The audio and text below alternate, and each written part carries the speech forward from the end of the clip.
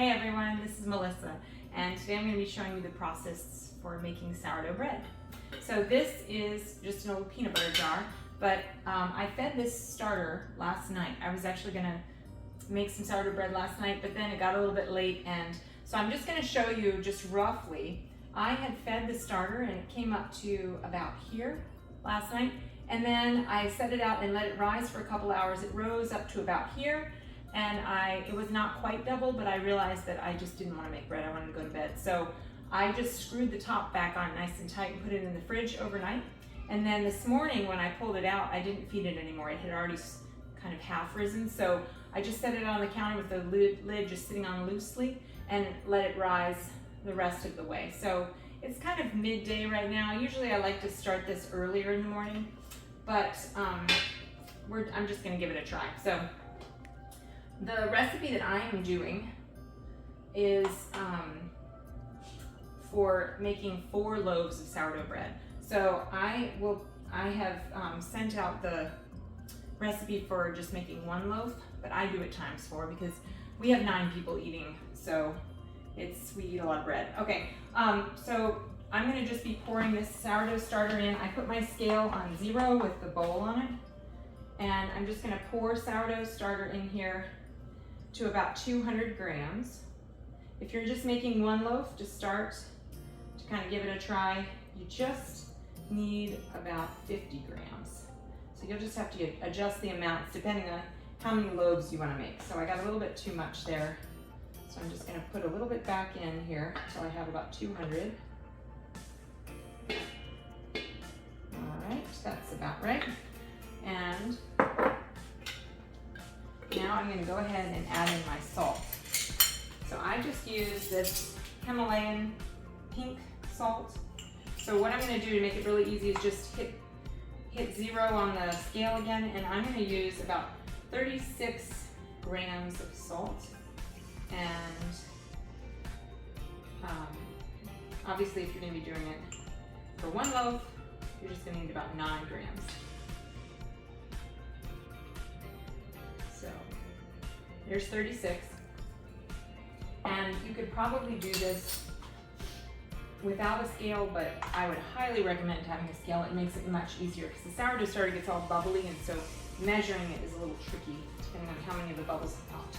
So now I hit 0 on my scale again, and I'm just pouring in some water that I warmed up in the microwave for about a minute.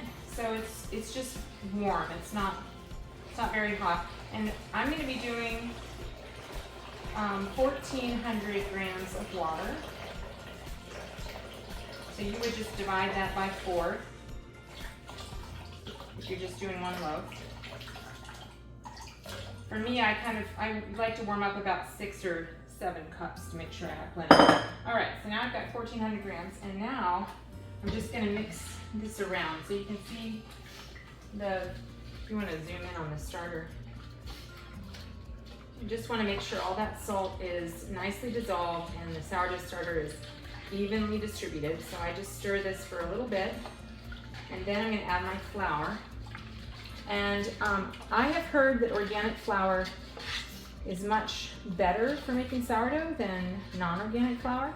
So I was just getting some kind of generic organic flour from Walmart, but we discovered that Costco sells organic all-purpose flour. It's a mixture of wheat and barley, and it's a really great deal. It's like 20 pounds for $17 or $18 or something.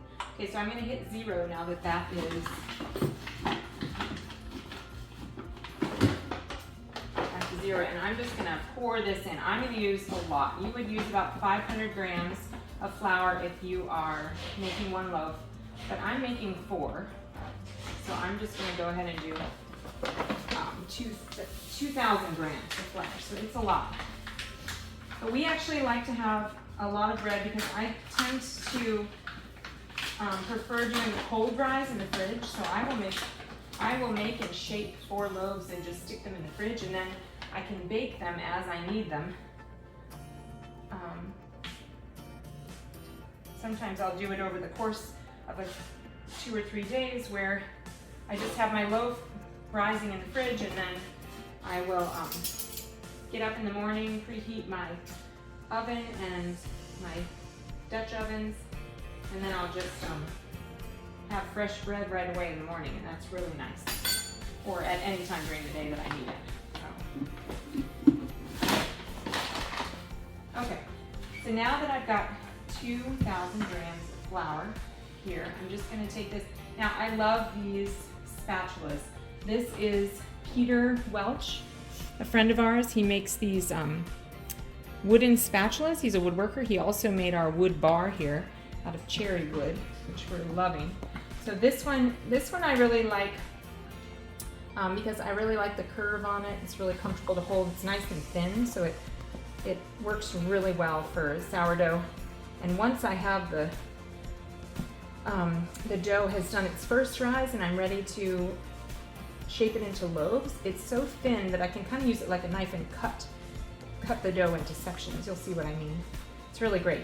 And actually, Peter made another spatula that he specifically designed for sourdough, and it's longer and skinnier, and I like using that one whenever I'm making sourdough that I've let rise in a big half-gallon mason jar. So normally I just use a quart mason jar to keep my sourdough in. It's really nice because it has the markings up the side, so I can easily tell if I have a half a cup or a whole cup of starter, and then I can tell when it doubles and when it's ready to make dough with.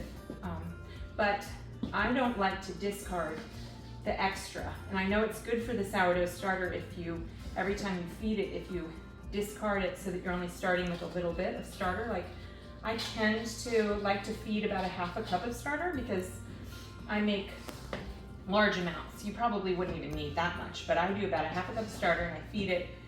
And then when I know it's better for the starter to discard a little bit, but I hate throwing it away because it just seems like such a waste. So instead what I do is I just save the discard in a big half-gallon mason jar, and I just keep that in my fridge, and then when I have enough, then I use it to make sourdough pancakes, and they are super easy to make, and they are delicious. My family loves them. So I know there are a lot of other things you can make. I've made English muffins with them before, and I've made pizza crust with it before. I think you can make crackers. I've never tried the crackers, but there are loads of recipes online for what you can do with sourdough discard so that you don't have to actually throw it away. So this is kind of what it's going to look like when you first mix in the dough. You can see it's kind of like scraggly and really sticky and rough looking, and that's fine. I'm just gonna leave the spatula in there. I'm gonna cover it with a damp cloth. I'm just gonna let it sit for 30 minutes, and then I'm gonna come back and do a stretch and fold.